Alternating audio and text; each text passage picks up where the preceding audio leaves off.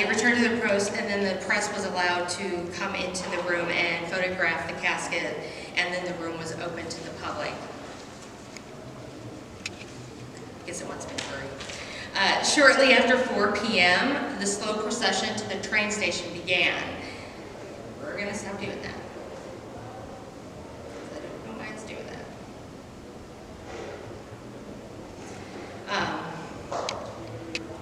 The American and the French officials reassembled at City Hall, and then they began to the railroad station where they were going to transport the body from the Charleroi-sur-Marne by train that the French government provided for, and it would stop in Paris overnight, and then it would continue on to Le Havre, which is the port city where the USS Olympia would be waiting to carry the unknown home. The departure ceremony opened with a speech by both the mayor and the General Allen, who was the commander of American forces in Germany, and then the pallbearers carried the casket from the City Hall. The casket was placed on a caisson, while the French escort troops stood at attention. Once the procession reached the train station, the American pallbearers transferred the casket to the train as the French military band played the American national anthem. The train departed at approximately 6:10 and arrived in Paris 3 hours later, and it stayed there overnight for the time until they could continue on in the morning. The next morning, the train departed Paris a little after 9 in the morning and arrived in Le Havre at about 1 p.m. Waiting to escort the unknown soldier to the U.S. Navy ship, the USS Olympia, which of course, as many of you may or may not know, was Admiral Dewey's flagship, and it was on its final mission. Its final mission was to bring the unknown home. The representatives there, they had French and American government officials. They had a U.S. Army Guard, a large contingent of French military, including an army band, the representatives from French civil associations and societies. 30 French soldiers carried the floral pieces alone from the train and preceded the casket as the American pallbearers transferred the casket from the train to the waiting caisson. French school children actually showered it with flowers as it was carried by. Yeah, it's gonna be one of these days. The procession was then made to the pier, and the city council presented a wreath to the unknown. This is at Le Havre itself,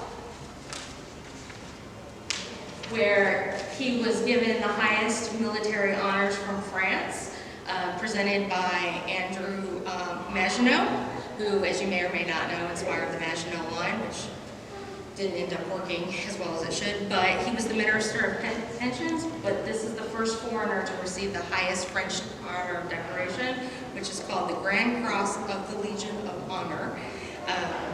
And at the time, the U.S. Army transferred responsibility from themselves to the Navy and the Marine Corps at the time. The Marines, we're going to have to stop. The Marines were especially brought aboard the Olympia just for this mission, and the one leading it was a combat veteran from World War I. He does go on to become a very influential general in World War II as well. And his name is Captain Graves B. Erskine, which I always want to reverse his name, but Graves is the first one, Erskine. But they brought him aboard there. And they presented arms as they brought him across, as you can see in the video. And they did use Navy and Marine to be the pallbearers at this time. During the 15-day journey, Marines would stand 4-hour watches to safeguard the transport case. The case had to be kept topside because the ship, the hatches were too small, the doors were too small, and they didn't want to tilt the casket. They did not want to disturb the body. So they basically strapped him down to the top level, covered him in weatherproofing, and strapping down with very heavy manila lines, and at times the Marine had to be also basically lashed to the deck because it was so stormy that they were worried about actually sinking in the storms. So it pitched so much they were worried about it going overboard that they even would lash the Marine, but they stood their 4-hour shifts the entire journey home despite this. The U.S. Olympia left the dock at 3:20, accompanied by the U.S. destroyer Reuben James and the French torpedo boats. As the ship started out of the harbor, the French shore batteries rendered a 17-gun salute, which the USS Olympia returned. The salute was repeated again by French ships when the U.S. ships passed through the escorting line of the French Navy just outside French territory. And 17-gun salutes, everyone confuses a 21-gun salute and the 3 shot salvos that we hear at military funerals. They are 2 different things. Normally 17 is one of the highest honors, so they were, even if he may have been a private, they were giving him the honors as if he was one of the greatest generals or a head of state. So having a shore battery and a ship return a 17-gun salute it's the highest honor they could do.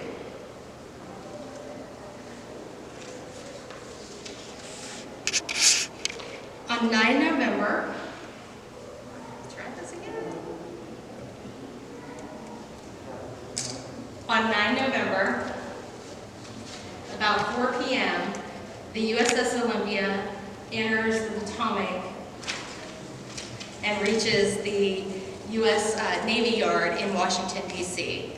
He was met by dignitaries and the highest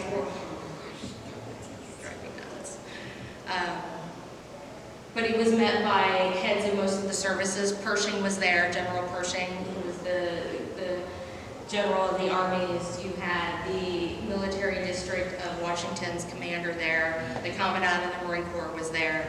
And at this time, he was brought ashore with all the honors that would have been rendered to an admiral. They transferred the responsibility once again from the Navy and the Marine Corps, and they transferred it back to the Army, who had brought a mounted guard from Fort Myer, a mounted band, and they did bring the horse-drawn caisson to meet the ship there. And they would be the ones that would later take him to the capital to lay in state. All right. So, as they were leaving, the mounted band that led the way to the U.S. Capitol building, where the unknown soldier was to lie in state until his burial on the 11th. Once the procession reached the Capitol, the casket was carried into the rotunda, where it was placed on the same catafalque that held the bodies of U.S. presidents, including Lincoln, Garfield, and McKinley. And he would later also, I believe Admiral Dewey would eventually lie on the same catafalque, and so would Harding. Harding was the president at the time this was taking place, and President Warren G. Harding and Mrs. Harding were the first to enter the rotunda to pay their respects. Mrs. Harding placed a wide white band of ribbon, which she herself had made, and then the president had pinned a silver national shield with 48 stars to the ribbon. President Harding also placed a wreath of red roses upon the casket, and then representatives from Congress, the Supreme Court, Army, Navy, they all came forward to present wreaths. And this is all taking place late on the 9th because they were waiting to open to the public the next day. So the rotunda was opened to the public the following morning at 8 a.m. And during the hours that the building was open, numerous patriotic and fraternal organizations held wreath-laying ceremonies again. The Commandant of the Marine Corps, which was Major General John A. Lejeune at the time, he even excused himself from Marine Corps birthday celebrations because only 10 days earlier he had declared that the Marine Corps birthday would start being celebrated on 10 November, and he even stepped away from birthday celebrations to come back to the Capitol to also attend honor ceremonies at this point. So he was He was kind of going between two different major events for the Marine Corps at the time. The rotunda was scheduled to close at 10 p.m., but the lines were still so long for those waiting to get into the doors, they had to keep it open for another 2 hours. And by the end of the day, approximately 90,000 people had passed by the casket in that one day. On 11 November at 8 a.m., 8 specifically selected pallbearers,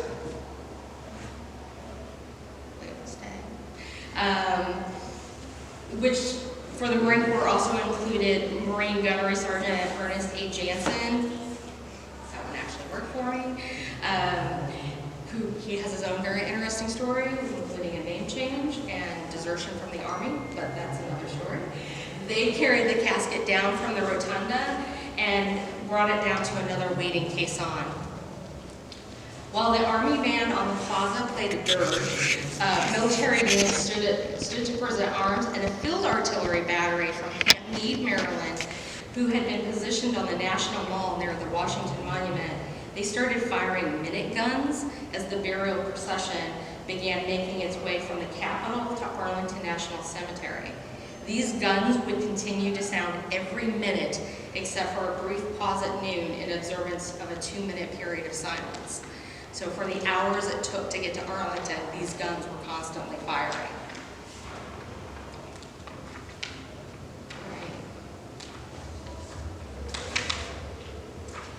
The procession was led by General Van Holtz, who was part of the commander of the